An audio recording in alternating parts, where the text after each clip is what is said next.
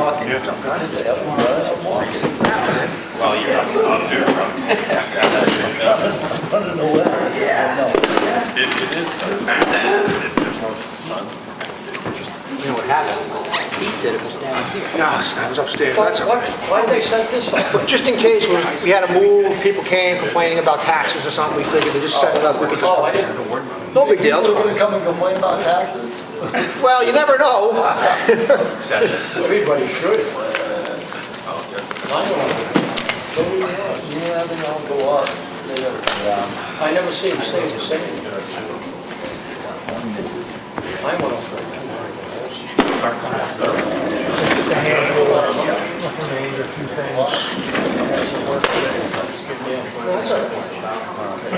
Mine went up a lot more than that. Mine went up 1,000. Because my valuation went up by almost 100,000. Went from Yeah, well, you got 160 water. something to 260. Yeah, that's on my And that's tax. what It shouldn't be on my tax. No, I'm saying that's a separate We're bill. gonna have 3 non-publics at the end, just so you know. It is separate. Okay, everybody ready? Okay, 3:30, I'm gonna call the meeting to order. Roll call, Brian? Here. Kyle? Here. Smith is here. Will everyone please stand for the Pledge of Allegiance? I pledge Allegiance to the flag of the United States of America and to the republic for which it stands, one nation, under God, indivisible, with liberty and justice for all. So before I go to public input, I'm just going to reiterate our public input policy. Public input at a selectmen's meeting is a privilege. This board allows 5 minutes at the first public session and 5 minutes at the second public session. If you think you're going to be speaking for a long period of time, please let the chair know and I will set the 5-minute timer.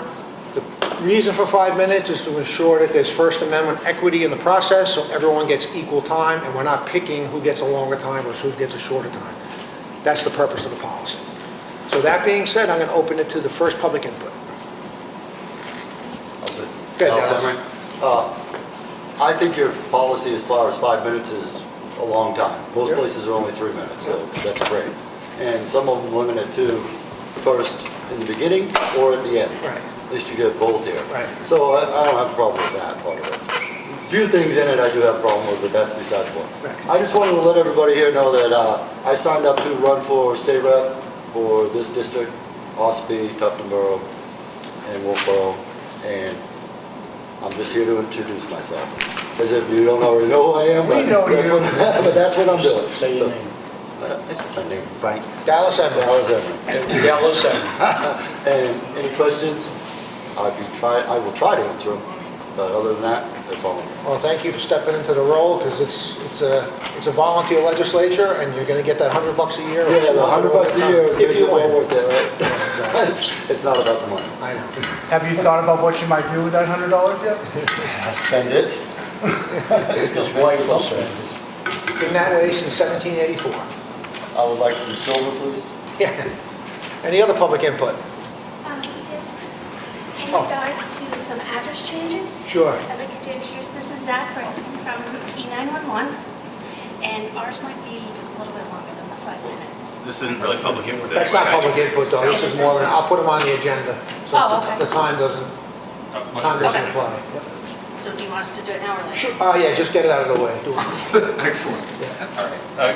Good evening. My name is Zach Branscombe. I work for the Division of Emergency Services and Communications under the Department of Safety, basically New Hampshire 911. In addition to answering calls and for resources for the board. Okay, great. In addition to answering calls and working with your community emergency responders, we also create and curate maps for every town within the state of New Hampshire. It's a lot of work, and we're really grateful for all the work that Ossipee has put into the process. During this process of adding houses to our maps and making sure they're mapped appropriately, on occasion we identify situations where the addressing does not meet our standards. We have quite the resource on how we recommend towns be addressed. However, you're not beholden to them. They are just recommendations. but they follow such guidelines as all of your even numbers should be on one side, odd numbers on the other, and the numbers should run in order as you go down the road. We identified an area on Doors Corner Road where the addressing is pretty significantly out of order for a number of houses in a row. Came to light from a new house on the attached map. It is the first 101 as you move down from Doors Corner Road. But the numbering, and I gave away all of my maps here, but I believe the numbering goes 99 and then 90 and then 101, 110, 103, 101, 105. So you can see there's a kind of up and down. Our concern with this when it comes to emergency response delivery is that if your responders are driving down the road, particularly those ones responding on mutual aid from surrounding communities, may not be as familiar. If they're going down the road expecting to see, maybe they're looking for 105 and they see 99 and then they see 110. The concern is they say, hey, 110 or 105 must be back that way, and they turn around and they go start looking for it. For Amazon and package delivery, not such a big deal. UPS might go back and forth a couple times, but for an ambulance or a fire department, much more significant to lose even 30 or 15 seconds on getting those responders there. So we noticed that this house that needs an address doesn't really have a valid one for us to give it at this time. So I made the recommendation of a couple of address changes to the surrounding homes. This happens under, the town can do this under RSA 231-133 and 231-133A. Those are the two laws that deal with addressing in the state of New Hampshire. And as a unjust summation, very, very short, it basically says the town can do what it likes with addressing. You are the addressing authority, the road naming authority.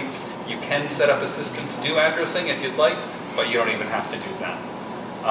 So it does prescribe a process for changing addresses that are already in existence. It says, hey, if you'd like to change an address, you either need to do one of two things. You need to get voluntary consent from all affected property owners, or you need to hold a public hearing. And I believe this follows standard public hearing posting notices, 10 days, 2 public places, local newspaper in circulation. And then after that public hearing, regardless of the feedback received, the town can then make a decision on whether or not to proceed with an address change. Administratively, I've included the procedure we have, all the different steps involved in making an address change. That's the readdressing checklist. It's something that Jesse and I have been working through as we go forward in this process. My understanding is that at the last step, we solicited voluntary consent from the affected property owners with 2 mailed notices, and I don't believe there was an official response from any of the residents. Okay. So the next step in this process would be to hold a public hearing if the town still wants to go ahead with readdressing projects. Right. So I just wanted to make sure I was present to kind of give you a summary of where we're at and see if you had any questions or how I can help. Yep. So I have a question. So Sure. Jesse brought this to our attention back, I don't know, a month or 2 ago about either a large, changing the whole road, it was 40-something addresses if I remember correctly, versus Correct. 4 or 5. Yep. The board chose to just do 4 or 5. You've only heard back from, 0. Okay, because they're not voluntarily doing it, then we have to do this public hearing, which will force the change. Then you can do the public hearing, at which point you can make the decision. That's what to force the I change should or not. say. Right. But If yes, the board then chose to vote to do it, it would force the change Yeah. after the public hearing. Right. Okay, so that's, I understand. You guys, you two remember the process that we did on that? We were concerned about so many people having to change, or anybody having to change an address they might have had for many years is an Yeah. inconvenient thing for a lot of people. oh, certainly not. But It's- obviously the safety risk, we felt, that outweighed the potential inconvenience. Yeah. We wouldn't want to see an ambulance not be able to find a home or something like that. It's a tough one though, because you definitely feel for these people that have to change everything. It's all the hassle of moving without the fun part of getting a new house. Yeah, that, It's, yeah, it's, that's- it that is a real thorn. disruption. Yeah. My approach to it, and my recommendation to boards is that right now, we have all of the time in the world to sit and look at addresses, to update records, to do all of the things that need to be done. And there's some work involved whenever there's an address change, but I would much rather invest the work now than have someone, an emergency responder, who only has so long to get to someone, suffer from the addresses not being in order. So I completely appreciate that it is a huge imposition on residents. Let me just ask you a question here Please. on the procedural aspect. Yep. The public notice, or the Yes. public hearing, I should say, within that notice, are we required to list all the addresses we're looking to change, or is it just a general notice of we're looking to change addresses on Doors Corner Road? I don't think I can provide direct counsel on Yeah. what would be required. I can tell you that I believe I have seen both ways. My recommendation is always going to be belt and suspenders. Yeah. So I think it's valuable to include as much information as possible. There are some towns that will pick all of the addresses ahead of time, and I think if you're still intending to just do a small section of the road, I think that makes a lot of sense, because you don't want to misrepresent the project Right. as doing the entire Doors Correct. Corner Road if you're not. So keeping it specified to the tax lots and structures that are particularly affected on that public notice makes a lot of sense to me. Yeah, go ahead. Were you the one that recommended that we change them all for long-term planning? Yes, That came from you? Yes. Do you still stand by that? I do. By the entire change rather than just a few? I think it's the best course forward for a couple of reasons. I mentioned two of our really basic standards before, odds on one side, evens on the other, keeping the address numbers in order. But the way that we pick address numbers is actually a distance-based formula. So what we say is every 50 feet as you go down the road, from starting at, I think it's Keewaydon, starting at Keewaydon, as you go down the road, every 50 feet you take one odd number and one even number and pull it in reserve. If there's a house there, that's the house number. If there's no house there, you hold it in reserve for future development. That number is based on where the driveway actually attaches to the road.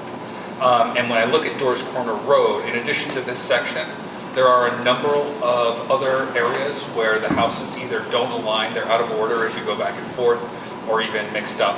I believe there may be a couple of duplicates as well. This solution and what you're looking at does put all of the house numbers in order. However, it does not follow our distance-based standards. And if there are future developments, basically anywhere from, I think, the last one up is 99. If there's anything from 99 to 109 that gets developed on, especially the odd side of the road, you're going to be looking at another readdressing project to make room. Our agency does not recommend alphanumeric addressing, so 103A, 103B, that's sort of Right. mixing letters and numbers. We don't recommend that because it can be confusing over radio communications. Particularly the example I use, if you get asked to go to 40A Main Street, did they just say 40A or 48? 48, yeah. And so by excluding letters in the addresses, you skip that altogether.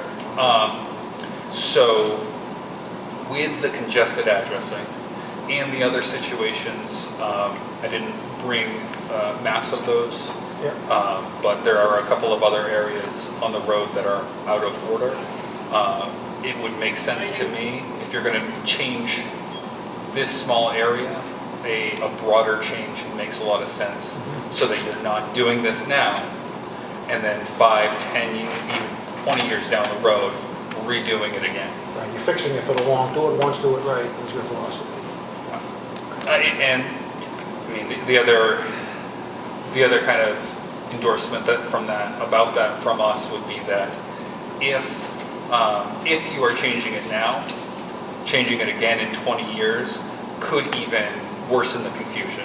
Because now you're not, oh, well, I live at 101, it used to be 99, now you're at, well, I live in 127, it used to be 101, but before that it was 199. Right. And you've just added another layer of confusion. So the fewer moves we make is generally the better course for my recommendations.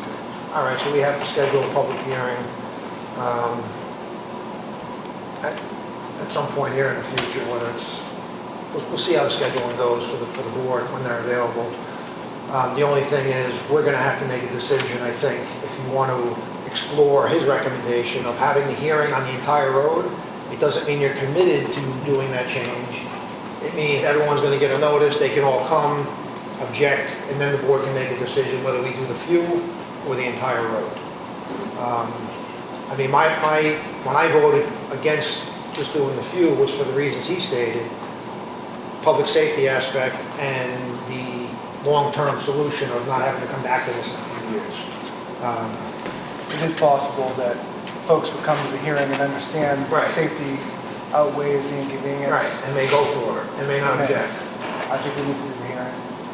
Yeah, the hearing needs to happen With regardless. the whole, Yeah, looking at all of it, it's my opinion. so, It doesn't have to happen. I have a question for you, Zach. Yeah, please. Just come here. So just so I understand, so you have 110. Yep. Is there a reason you can't go 91 through 98 section? 91 through 90. You said you're out of numbers, but there's 80. So what I understand they're out of sequence, and that happens in a lot of towns. I think if you were to talk to the fire chief, you might find that even though they're out of sequence, as long as it's adequately numbered, it could go from 99 to 169, and you're still going to go to the right address. So are we out of numbers or not?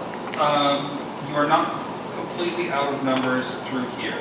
This is the house that raised the issue, because we were looking for a in-sequence odd number that existed between 99 and 103, right? So it has to be odd, and it has to be between these two. So the only available number is 101, and 101 is duplicate with 101.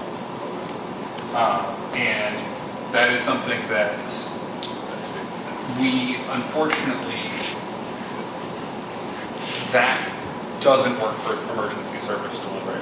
I hear you about the capability of your local responders to understand and remember addressing, non-standard addressing situations. But what I have found is that most agencies in towns, most towns have these situations. Pretty much every town has a couple of non-standard addressing situations. Every single one of them provides training on those non-standard addressing situations. That is time training that is not directly life-saving guidance. Additionally, you have mutual aid compacts with the surrounding communities. As competent and familiar as your responders are, and as competent as the responding agencies are, what I found is there is almost no way for those responding agencies to be as familiar as your local crews are.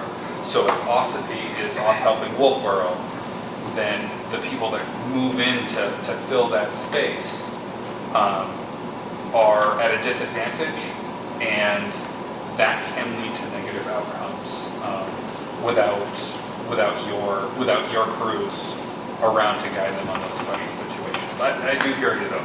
No, thank you. Absolutely. Does the board have, because normally the chair would just set the public notice, but we want to make sure we define it clearly that, are we going to hear it for the whole road? You guys already voted to just do the few, which is fine if that's how you want to proceed, but I want to make sure the public notice is posted clearly so we know who we're addressing with the notices. I think we have a fighting chance of addressing 4 address changes. I think we're not really going to be able to untangle. I don't not sure how many houses, dwellings there are on Doors Point. I think it's 40 something, I think. So we can, I mean, the hearing is just that, just to hear, that's not the decision. I'm just Right. talking about the meeting notice. So it's just a notice. From that point, this board's gonna make a decision what they're gonna do with it, so. I Right. just wanna have the hearing notice clear, and Kyle made a valid point, you may have 20 people show up object, you may have nobody show up to object. So, then you can help make a decision.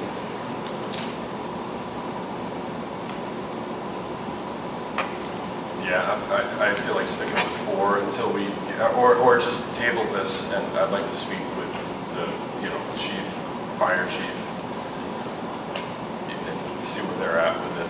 Where I'm at with it is to stick with the 4. Okay. And I don't mean to disparage the work you do at all. I understand you have a hard job, but I also want to balance 40 people's happiness is changing. It's like you said, the work of moving.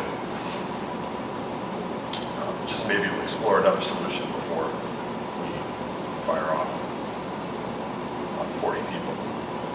We did talk about this at length when it came up before. That's where we had landed, Yeah. 2-1 over that because of the inconvenience potentially poses for folks. Yeah, absolutely. Just a quick clarification.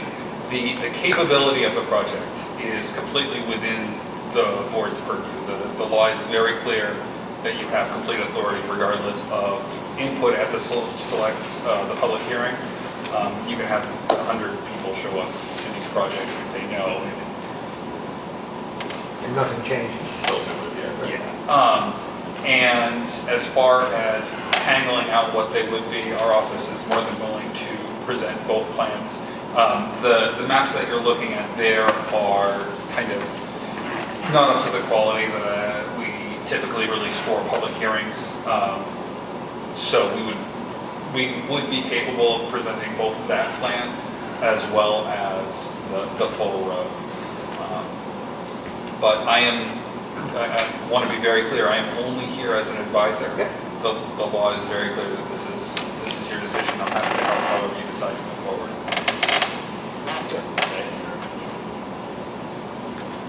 So do you want to go forward with a hearing, or you want to just let it lie for now?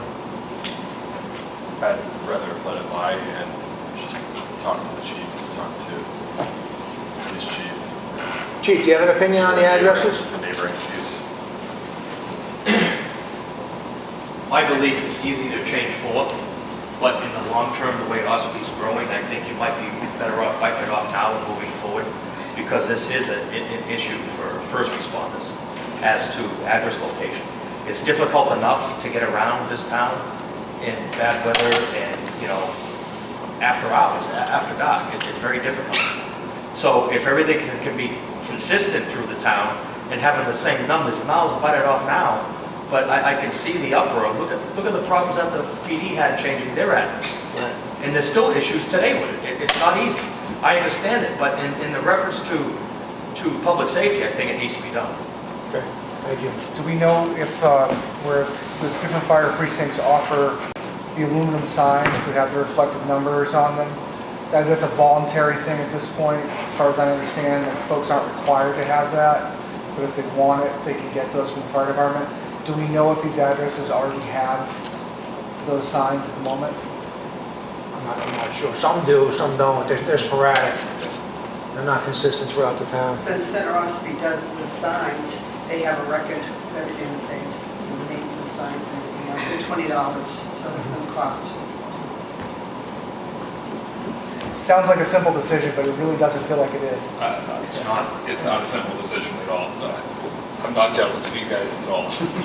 My All right. position's easy. I just have. I could see the value in having a hearing with both options presented to see what the public feels, and then make a decision from there. And maybe we'll be surprised that folks won't be as against it as we think they might be. I don't know. It's not an easy decision, no. So it sounds like you want to have the hearing. Obviously, though, we have to post notice to the entire road because that is the extreme case. Doesn't mean you're going to decide to do that, but that is the extreme case that could occur. So, I mean, we already leaned more towards doing just the 4 as a minimum. Which- But let's see what they have to say, the folks that actually will be impacted by this, in my opinion. Okay, so, Yeah, I was gonna say, if you have the addresses of all those people, then we could get that to our town administrator.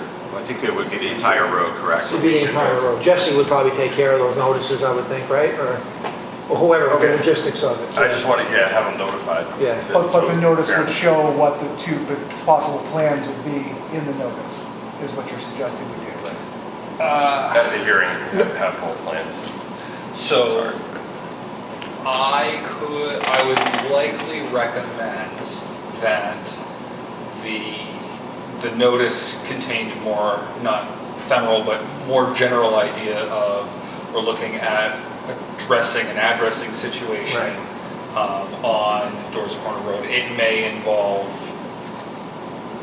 right, or if we go through with this, it would involve these specific addresses changes, which would be all of them, rather than including maps of the two. Because as we go through the process, right, I've looked at this specific section very carefully to make sure that this is the best course that puts everything in order, gets us closest to our standard without disrupting as few people as possible. I have not given the same level of detail or level of attention to the entire road. So I wouldn't want to put forth a map that said, hey, this is what we're looking at if, when we get there, things change. Right. And so if we are looking at the maps for the first time there, we can all kind of go over them together and explain what the standards are to help people to understand how we got to the addresses that we're looking at.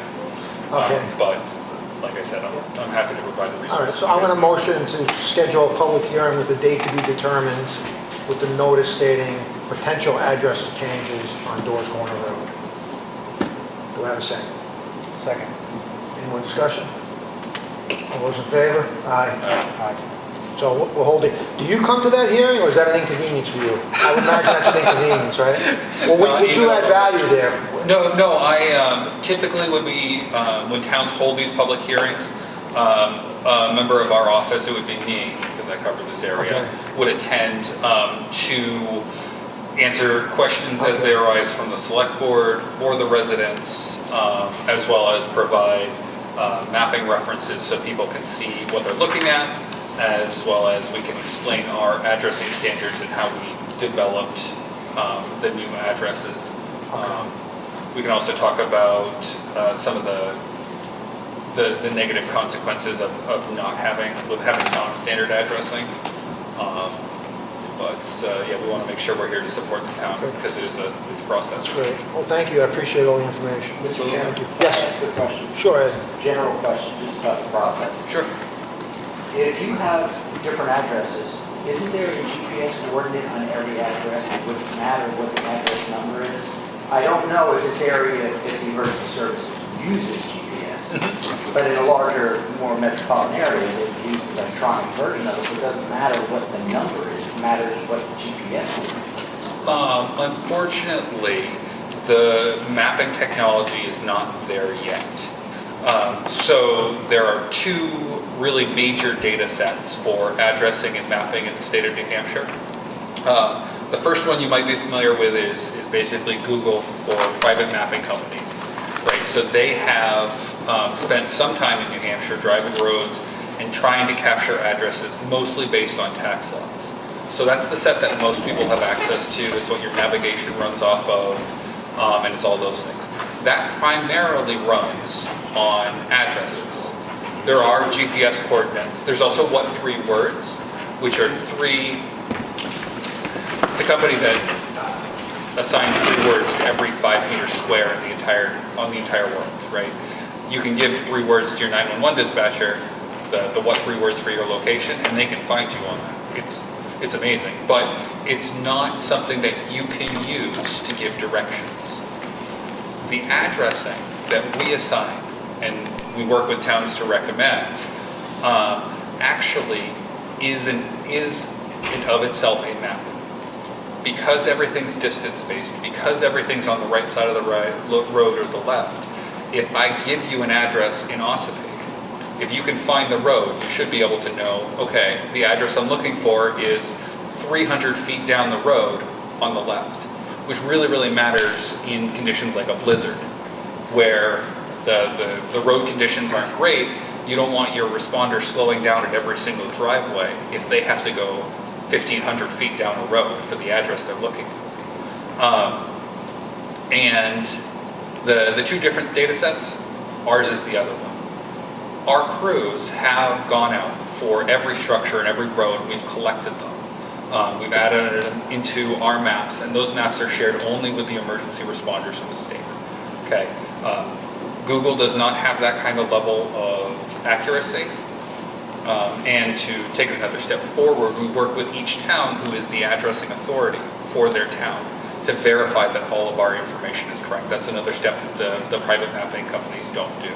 So unfortunately, we might get there sometime soon to have a GPS coordinate associated with every address, but I think that you're still going to need those physical addresses to just in conversation.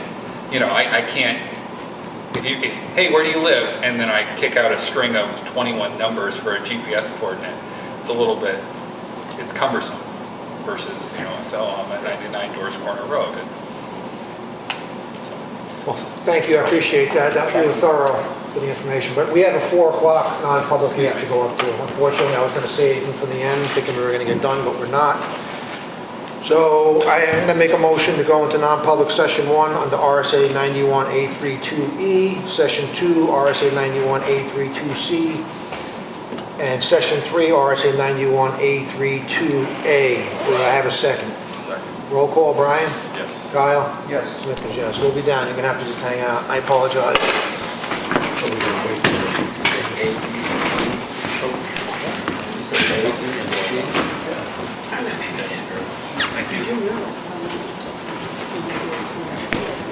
Thank you. Thank you.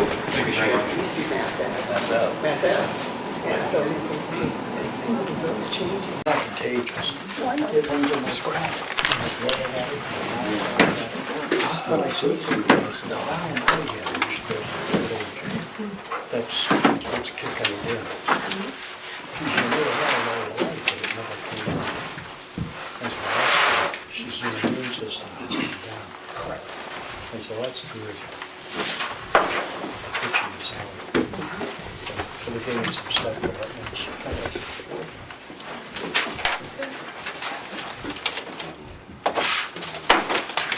Sucks to be on way over.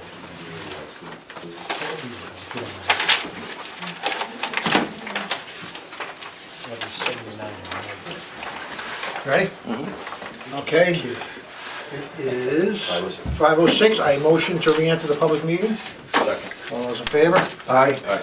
I motion to seal the minutes for session 1 under E, session 2 under C, and session 3 under A. Do I have a second? Second. All those in favor? Aye. Aye. Aye. All right, I'm gonna go right into the red folder documents.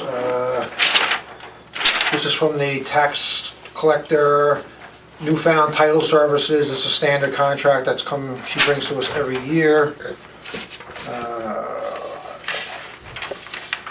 No more to say than that. I'm a motion to approve this.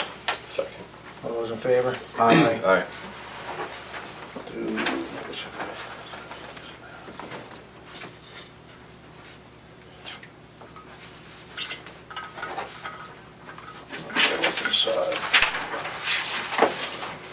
I have a document for NHDES matching grant for milfoil, invasive species in Ossipee Lake. I authorize Matt Sawyer, the town administrator, to facilitate this contract on behalf of the board with DES. The amount is up to $34,237.50. A motion to approve this? Second. All those in favor? Aye. Aye. That's for you. Thank you. I get the meeting minutes from Monday, December 15th from the Board of Selectmen. I motion to approve these. Second. All those in favor? Aye. I got a notice of intent to cut wood or timber from map 204, lot 2, 3, and 6, map 2031, map 208, lot 1 and 2. Taxes are paid. I motion to approve this. Second. All those in favor? Aye. I got a water sewer warrant in the amount of $11,307.73 This is for hydrants, commercial fees. A motion to approve that. Second. All those in favor? Aye. Actually, I got three more here. I'm gonna do one motion, just let me read them first. I have another water sewer warrant in the amount of $500. This is for septic haulers. I got another one in the amount of $40. This is for a water shut-off at map 92, lot 110. I got another water sewer warrant in the amount of $21,145.74. This is the monthly bill. A motion to approve these? Second. All those in favor? Aye. Aye. I got a warrant. This is for map 227, lot 17. It's in the amount of $24,662.77. It's ordered via district court. I motion to approve this. Second. All those in favor? Aye. Aye. That's it for that.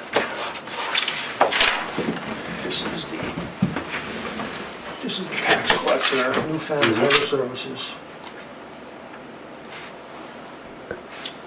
So I think Kelly has. Yeah, I think Kelly's, I did exactly, yeah, Yeah. that's why I didn't put my name on it. We don't need to sign it. No, I'll put a note on it. yeah, he'll verify with Kelly.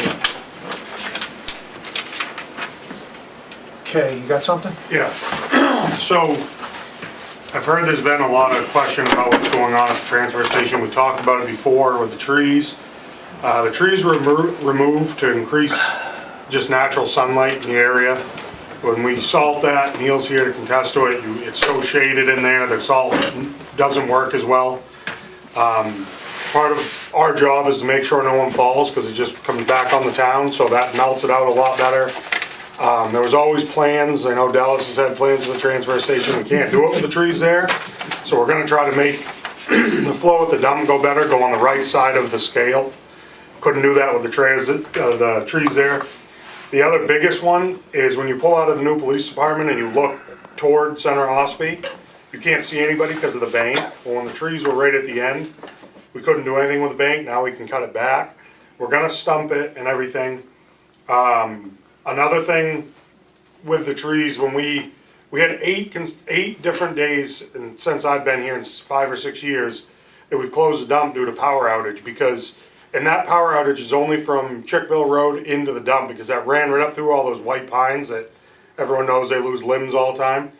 Clearing them, we should never have the problem again, because the line runs right up through with nothing around it. So, if there's any questions, they can ask me. We didn't do it for any other reason other than what I just stated. We got it done by a vendor that we use to do our brush at the transfer station.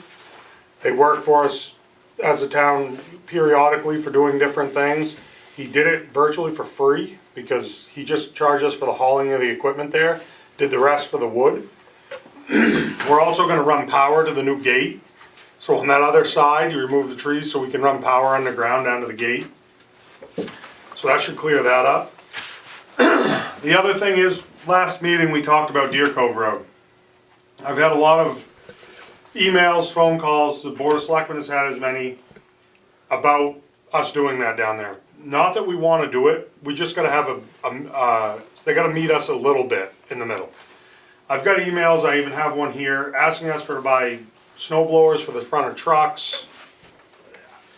Part of my job is to spend a lot of the taxpayer money, but it doesn't seem a lot of sense to me to buy something that's $80,000 to do 900 feet of road. The rest of the people in the town, that's not fair for them.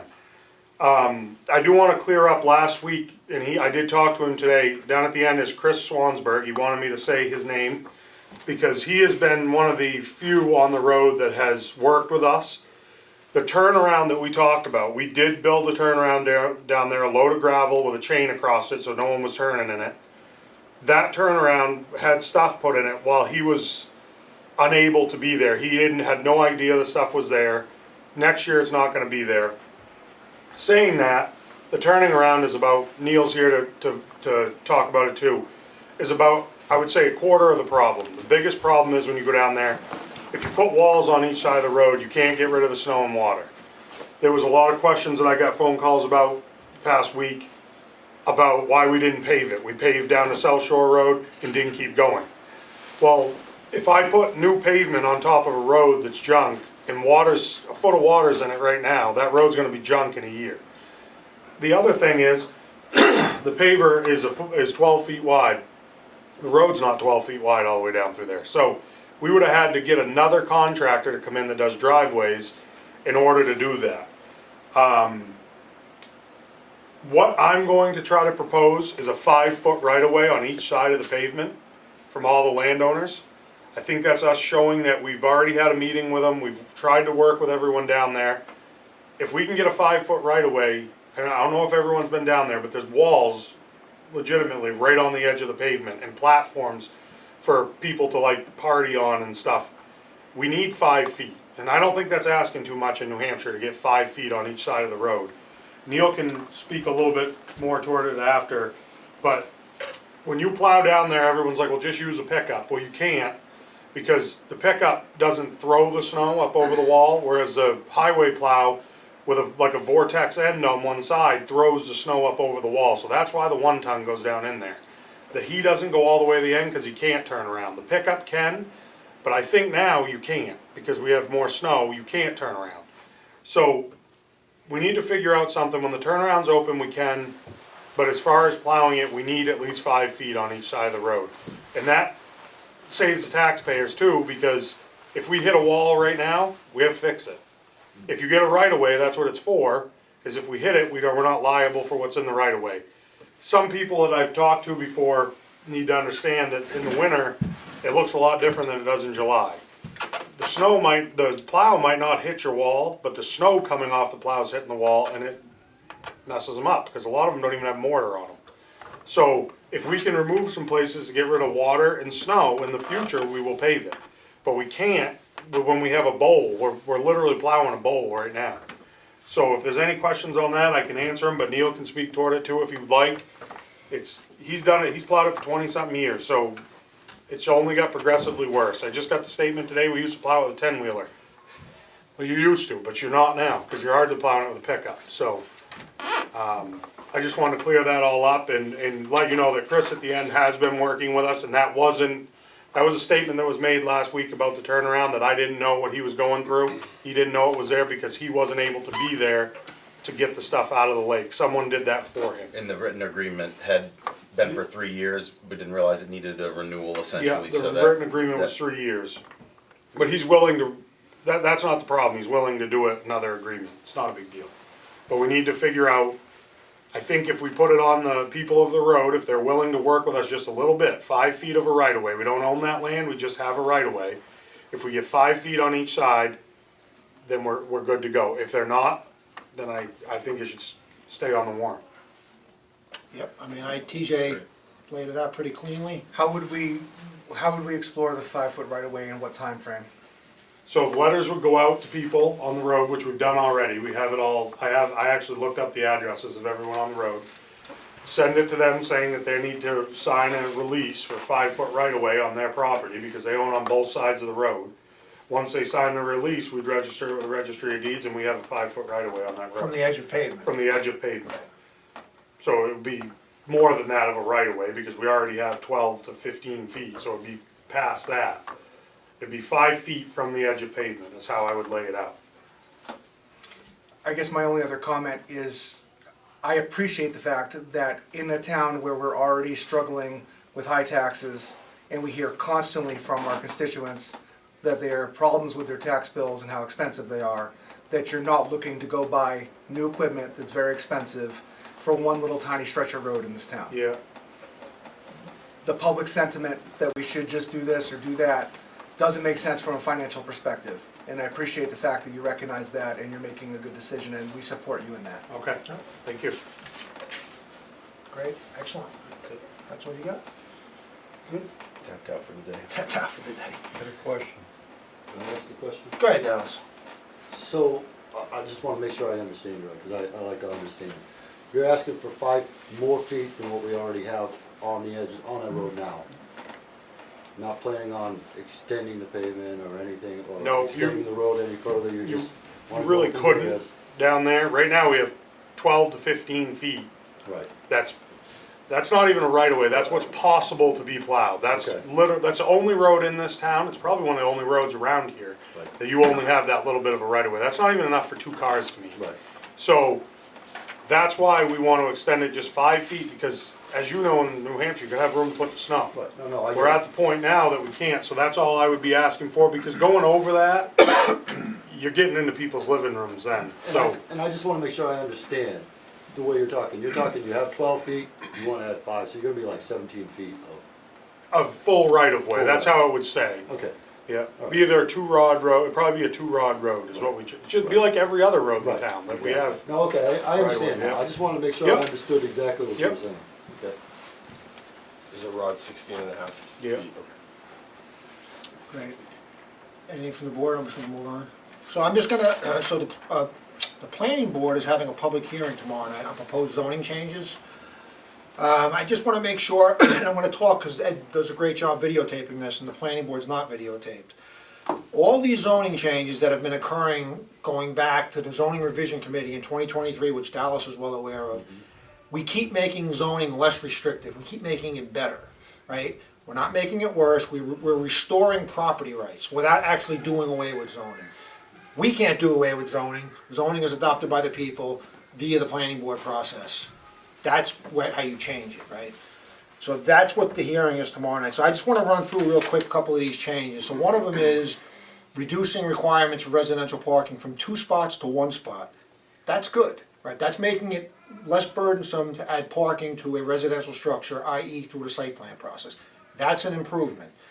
The next one, where it says about recreational vehicles and tents on private property, that's already in the zoning ordinance on the temporary structures. We're just restructuring it to make it clearer, so when you look at the campsite ordinance, you see it there rather than in the back of the book. These other things, expiration of approval, that's state law. Got no choice but to follow it. Discontinuance effect, same thing, state law. The exemption on site plans, etc., that's all state law changes. The ADU thing, where it's talking about minimum of 1 dedicated off-street parking space shall be provided for each bedroom in the ADU, that's getting removed. That's making it better. Right now, that was the old way, it's getting better. Now it's just 1 parking spot per residential unit. Non-conforming structures, this is even better. Right now, if you demo a structure to the ground, a house, right? That structure is no longer protected under RSA 674, I think 17 or 19, don't quote me on that, it's one of those RSAs. And it's not protected in the zoning ordinance, so if you demo your house, you have to go for a variance if what you're putting back is non-compliant. So this change in here will allow you to demo the house, right? Survey the corners of where the house is located and eliminate you from having to go for the variance, it's better. Because the variances aren't always approved, variances get denied. The other thing too is expanding a non-conforming structure. Right now, if you have a non-conforming structure and you want to add a 2nd floor, you need to go for a special exception if it's not compliant. We're changing that. The new proposal is if you have a non-conforming structure and you want to go straight up in the same footprint, it will be a permitted use. So that is a positive thing, it's not a negative thing. Changing the RV definition of an RV, that is following what the association that regulates RVs, which is the RV Industry Association. That's who regulate, all RVs are either regulated by them or NFPA 1192. So the definition that goes in here is mirroring the RV Industry Association. Again, making it cleaner, following the standard practice and protocol that's done throughout the industry. So that's all the changes. They're pretty minor, but they're an improvement for the people. They're not more restrictive, they're beneficial. So I know there's all kinds of rumors floating around, but I just wanted to get that out there. And that hearing is tomorrow night at 7 o'clock at the Frick House. So, Oh, can I say The something, hearing's Jim? at 6:30. I The think meeting Laura starts at changed. 7. Oh, it is? I believe so, yeah. I thought she changed it to 7. Okay, it's either 6:30 or 7, check the agenda online. So there's no- I just wanna say I completely agree Yeah. with you. Everything right there that you just said Yep. is actually helpful, Yep, and it's much better than what we yeah, had. keep making it better. It's Some not people want to perfect. throw zoning out, you can do that, but you have to go through the planning board process. Being on the zoning board, Yeah. I see a lot of this stuff coming Yeah, from me. right, you know. Why is it here? Yep, because it's, Because it's restricted. and we keep making it better. Right. For instance, the one that was surprising to me that wasn't already a policy. Yeah. Was when you bulldoze your house that you can't build it back on the same footprint automatically. Nope. Like, everyone just assumes you can do that. Nope. But you couldn't with our current policies, so that's why it's being changed. Yep. It's in the favor of the people. Right, Just exactly. Just like building in the same footprint and going higher. Yep. You know, it's already there. Let's see. Oh, I got another thing, and I don't know, I might as well hit this now. I'm gonna pass this out to the board. So I've been, as you know, I've been the building inspector, it'll be, I don't know, a year and a half, almost 2 years. And I've had a lot of thought, and I've done a lot in the office to streamline it, improve efficiency. I'm doing a full-time position in a part-time role, and I'm doing it well. I've done a lot of reading, understanding the RSAs, understanding the building code, and I think it's worth exploring doing away with the building inspector position, and I'm gonna tell you why. Building inspections has nothing to do with zoning, right? So doing away with the building inspector position does not impact zoning. Zoning is zoning, you still have to have zoning review, people would still have to submit a building permit, have it reviewed, make sure zoning compliance, et cetera. This just eliminates the inspection process that follows. So the inspection process, I did about 500 permits last year, and I did close to 500 inspections, but just think about that for a minute. 500 inspections is a lot, it's the most that's ever been done in that office. People aren't calling for inspections. People will pull a permit, oh, I didn't know, you know, and then when they get ready for a CO, they'll be like, oh, I need to get a CO. I'm like, well, you didn't do this inspection, and that inspection. So, okay, well, how do you issue a CO? You issue a CO because the law allows it. Within the building code itself, it says issuance of the CO does not approve or authorize any violation of the code. And the reason why that is because if you had to hold your CO up to ensure every inspection was completed, you could never issue a CO. I had a lady call for a CO going back, her permit was from like 4 years ago. The house was built, she's living in it. No inspections on file, but she did pull a building permit, electrical plumbing permit. I did notify the fire chief. He came and looked at it. So I issued a CO based on what I see. In other words, I walk through, make sure everything is safe, etc. So the CO is issued on my visual observation, but I have no idea what's behind the walls. And the reason why you can do that is because I'm going to go through each one here as to how this works. So who is liable to ensure compliance? I'm going to start at the third one. Actually, let me go right back to the top, because I got ahead of myself here. So all construction in the town must still adhere to the state building code as adopted by the legislature. This is required as per RSA 155A2, which is all building component structures constructed in New Hampshire shall comply with the state building code and state fire code. Who will conduct enforcement? For any municipality which has not adopted an enforcement mechanism, which is this position, the contractor of the building component or structure shall notify the state fire marshal concerning the type of construction before construction begins, excluding 1 and 2 family dwellings. What does this mean? This means all commercial properties must be reported to the state fire marshal's office by the contractor. 1 and 2 family homes have no reporting requirement. So next question I put in here. What happens if there's a construction project that looks dangerous in the town? We don't have this position and there's something that looks dangerous. Well, I'm going to just zip through the whole thing. Basically, the municipality can notify the state fire marshal through writing to come and conduct an inspection. That is the option. So we're not stuck on there's something that's hazardous. It still can be inspected by the state fire marshal's office. Who is liable to ensure compliance with the state building code and fire code? This is from RSA 155A27. The contractor of a building component or structure shall be responsible for meeting the minimum requirements of the state building code and state fire code. No municipality shall be held liable for any failure on part of a contractor to comply with the provisions of the state building code. This means that the contractor or homeowner assumes all legal responsibility to ensure code compliance.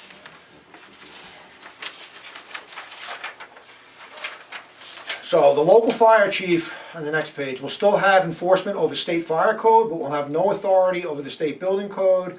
That is affirmed by town attorney, that is affirmed by the state fire marshal and RSA 155A7I. And I do have the email from the state fire marshal confirming that the sole authority without this position relies with the state fire marshal. It is not the local fire departments to have any oversight on building code. They still would have oversight over NFPA, all their fire codes.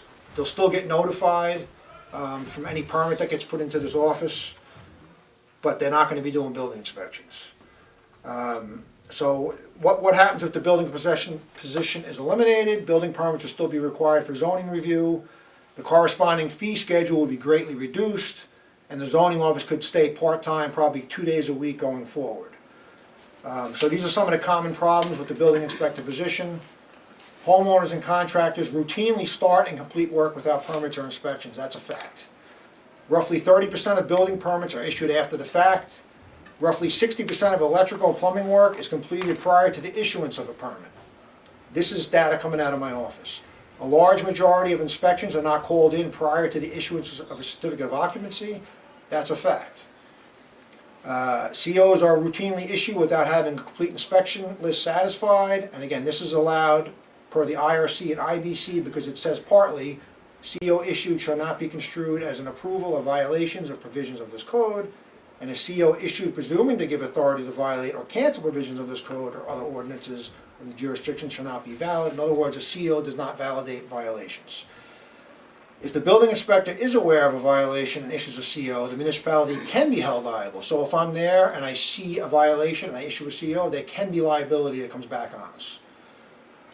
For all these reasons, I believe the building inspector position is a hindrance rather than providing a full sense of security. So we pulled some data. We went through all 230 towns. 230 towns in the state. 169 have building inspector positions, 65 don't. So 65 towns don't have the building inspector position. Some of those big notable towns are like, let me see here. New London, Whitefield, Holderness, Sandborton, Effingham, Tamworth, Lincoln, Sandwich, New Hampton, Littleton. Some of these towns have 6,000 in population, much bigger than Ossipee.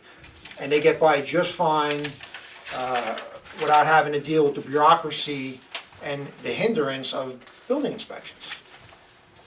So it's one of those things that it has to go through town meeting for the townspeople to decide. And I am of the opinion if it doesn't work, you bring it back the following. You put a warrant in to reinstate it. But why not try doing away with the position? And that, you know what's funny? I sit here as the building inspector. Someone's going to say, "Why are you putting yourself out of a job?" Well, yeah, I am, but because I truly believe after working in this office that I think it's more of a hindrance and a false sense of security than being a productive part of the building process. So I don't know. I don't know what the board thinks. I know I gave you a lot there after a long day. If you want to absorb it, but it would be up to us to do it through a warrant, or it can come in by petition. A petition warrant article could be submitted also for town meeting. So ultimately, it's the people's decision. I always say that it's not our decision. It's just our decision to put it on the warrant. But the people have to make that choice. So I would definitely want to read through this more and think Yeah. about it more before we made any kind of Yeah. decision. yeah, that's fine. Same. Yeah. Yeah, I want to hit pause. Yeah, no, that's fine. Yeah. Refresh my memory, was Yep. it 3 years ago at the town meeting when the subject came up about getting rid of the building inspector? Yes. It was turned down. I remember you Yep. sitting talking, that's the Yep. first time I even knew who you were. I sat through that meeting and, people got up and said they wanted it, that's why you continued with it. Right. You think 3 years is gonna make a Well, difference? the difference was then I didn't understand the inner workings of how everything is, the reality of the process. Mhm. I can now articulate, like everything I just stated, that the Right. process is not as wholesome as you think. It's a false sense of, you think everything's getting inspected. No, it's not. It's not happening. People don't call for inspections, they call when they need a CO, or they don't even call for a CO and they're living in the house. So it's a process that has severe flaws in it. And like I said, there's a reason why the building code has that out where by issuing a CO doesn't condone or authorize any violations, because for that very reason, because they know you can't inspect everything. People don't call, and if that CO hinged on the fact that you were then liable for something not being done properly, who would issue a CO? You never could. You could never issue a CO to a house then. So that's the difference. After serving in the role for this period of time, I have a thorough understanding of how it works, and there's no harm in trying it. But again, it's not my, I'm not the sole. I was just wondering what changed your Yeah, mind because. experience. experience. So, go ahead, Ed. What's the cost savings if you eliminate the position? So right now, we took in 110,000 in fees last year. That's only because we've adjusted them over a few years. I'm doing it part-time, so there's actually a net profit right now for the taxpayer. But if this position ever goes back full-time, it'll be a net loss. So theoretically, cost savings probably would be, if this would, right now, it would be actually a net loss. But we cut the operating, but actually, that's a good point. I shouldn't say that. It would be, if we cut the position, if the position got voted out, at town meeting, we could reduce the operating budget by about 35,000. So it would be a $35,000 savings right now. But if I step out of this role, or if the board ever removed me, and it went full-time, it would actually be a net loss. Tax rate would have to go up to offset the difference. So it would actually be a savings right now of 35,000. Yeah. Good. Well, one of the big points a couple of years ago was the time frame and the holdup on final inspections, but you're saying that people just go ahead and don't get that final inspection? I mean, that was one of the key points 3 years ago. Since I've been doing this, there's never a holdup. I process, we have 30 days to process permits. I get people coming to my office, they complain about other towns, like, I gotta wait 6 months for a permit, 60 days, I can't get, no. When I leave the office at the end of the day, there's nothing pending, there's not a permit sitting on my desk, everything is processed. So Right, there is. you've done the job. Yeah, so there is no more waiting for that process. But again, people don't call, like when they get the permit on the back, it has an inspection schedule, but they don't follow that. They're like, oh, I forgot to call for that, oh, I forgot to call for this, which I get, everyone's busy, but I'm just saying, that's a flaw in the process. Right. And if you held up a CO because they missed all those things, you could never issue a CO to anybody, you could never move forward. Right. So, But one of the biggest things, reason for a lot of this going through over the last, 3 to Yeah. 5 years was the point that there's so much growth now, there's so many homes being built, and so the process was to run smoothly. That's why we continue with it, Yeah. that's, yeah, and I'm not gonna lie, it's smooth now, I'm gonna toot my own horn, the process is smooth, and it's being taken care of efficiently, but I'm looking at the bigger picture. 65 other towns don't do it, and they're just fine, Eric's not falling, so, I don't know, we beat this up. We both live in a town with no building inspector, and I love it, I choose to live there for that reason, so. no one. Tamworth, Effingham. That's why you guys have licenses, right? So anyway, that was a lot. Insurance. That's right. You guys have anything else? Anything else? I just, one thing, looking for an update on where we stand with the Constitution Park situation at this point. I don't know. I've heard that we have, State. Everybody stop talking, please. Shush, please. Shh, Frank, shh. Kyle's talking. Oh, I'm sorry, Yeah, Kyle. sorry. I've heard that we have a local contractor that has materials he wants to donate towards it. I'm wondering if we are looking at that as an option. Haven't heard any updates on that. The only thing I do know, and that was a conversation from the past, was the handicap rails are being dug out of salvage to be made available, to be put up down there, but I haven't, that was a conversation from the past. So I don't know where we're at today. So how are we proceeding with that at this point? I don't know. I can't give you an answer on that. And we can, I guess we can have Matt send out to, I don't know who's gonna, Well, so the last thing was the Hermit Woods estimate, which had some flaws. well, yeah, oh, right, we did you send that email to them? Yeah. Okay, so you got the Hermit Woods estimate, I saw the number. which was an absurd number, and after I reviewed that estimate, and it had major flaws within that estimate, it didn't even meet the code requirements within that estimate, and it was still a ridiculous amount of money, so that's the last I know about what's coming. I just feel like we need to come to some resolution on it to No, put it behind us. I agree, but the thing is, with the snow now on the ground, you're not gonna be able to deal with the grade issues, like that whole, I believe you can fill in the lower section down there to get the grade up, to eliminate any guardrails, et cetera. So I'm gonna reach out to that person that you're talking about with those, and just see if there's been any movement on that, so, and I'll let you know. That's what I'll do. Okay, I have an open second public input. Great, I have a question Sure. about that right there. You guys got another estimate for that Hermit Woods, from Hermit Woods on that trail? You have another estimate? Not that I'm aware of. Is that what you were just talking about? another estimate for the finishing up the handrails and stuff like that? I saw one from Hermit Woods only. I didn't see another one. Oh, so it's still the original one? No, a second one from Hermit Woods, yes, Oh, we okay. do have, they gave us an So, estimate that was so I'm two, gonna go back to where I originally said is, why is he not taking care of that himself? As part of the first quote that he gave him? Because it says right on the front page of that thing, will meet ADA requirements. On his first quote, why is he not taking care of that himself? Why is there another quote going out? That was because it wasn't in his original RFP and he built it under a different standard. That's not what it says on that form. I still have it. It says he will meet ADA requirements on his paperwork.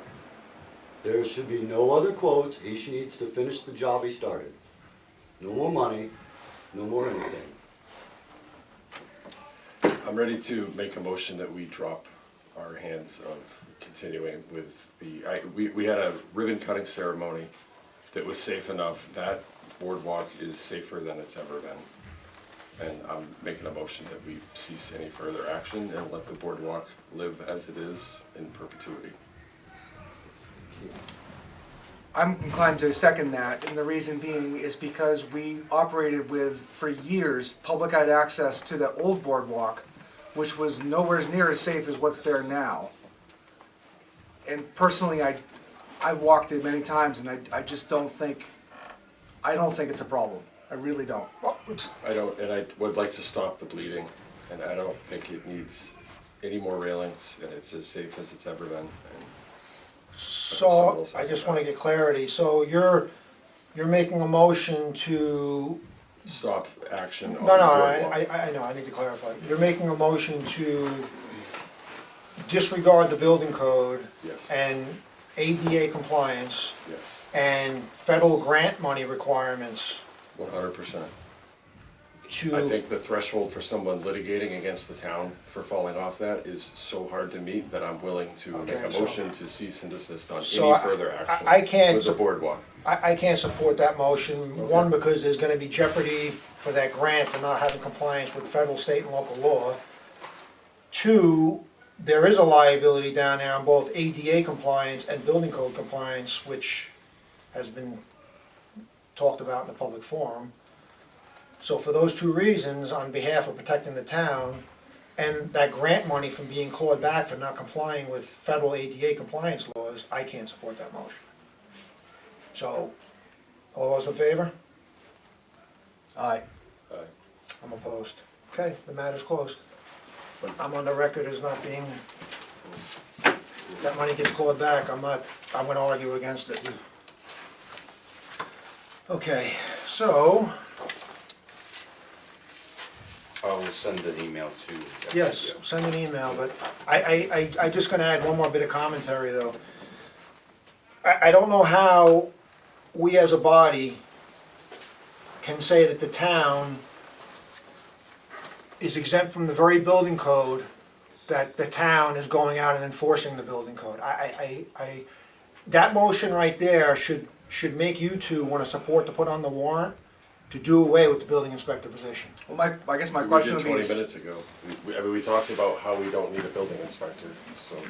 if we Well, didn't Now, have one, this motion really mirrors what you just said, right? Well, that's what I'm saying, so we can make a motion, you wanted more time to think about this, but we can make a motion to put on the warrant to do away with the building inspector position, and then ultimately, the town would be removed from, because that building permit's still open, from any issuance of a CO, and it would make this issue officially moot, where then the liability is gonna be gone, and the liability then goes back to the contractor, believe it or not.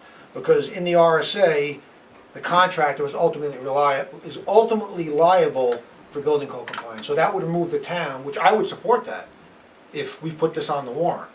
But that's the thing, I think the fact that I want to hit pause on saying no to a building inspector is not unreasonable, but I do think it's reasonable to, again, I'll quote, just stop the bleeding with the Deer Run Trail. okay. All right, well, the motion's made. this is an individual case.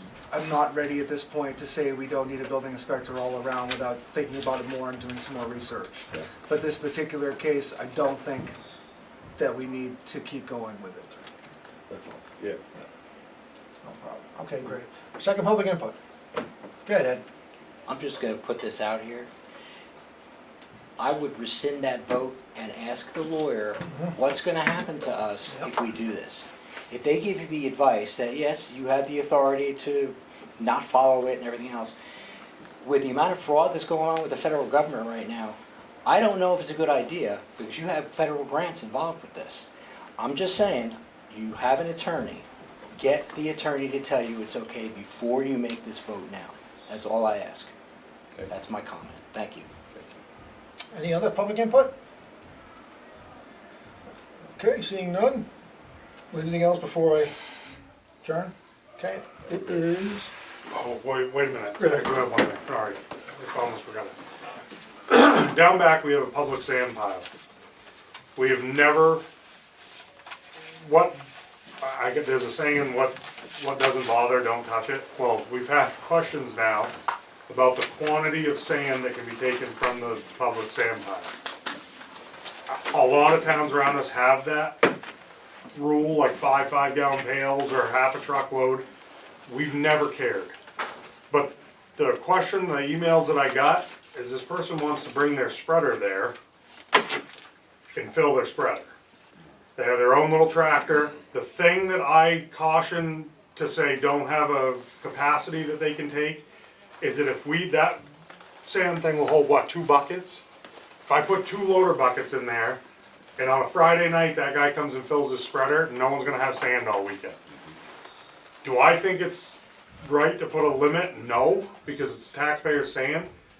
But, so everybody gets their little bit of sand, I think we need to have unless that's something you think I can just go on and do, but it's gonna have to be a policy of the town, because I never thought you'd ever have to do that, but I have had questions, can I load with my tractor sand? I have 2 people right now that wanna load with their tractor out of and I can't have them out back because of where we don't allow other employees out back, so we don't run them over with a loader or anything. That, I think we need an amount, and I hate to say that, but how are you gonna measure the amount? What are you gonna do? it's a policy. It's like a speed limit. No, I know. You hope everyone follows it. What amount are you, So like Wolfboro has a 2 5 gallon pail limit per day? per day.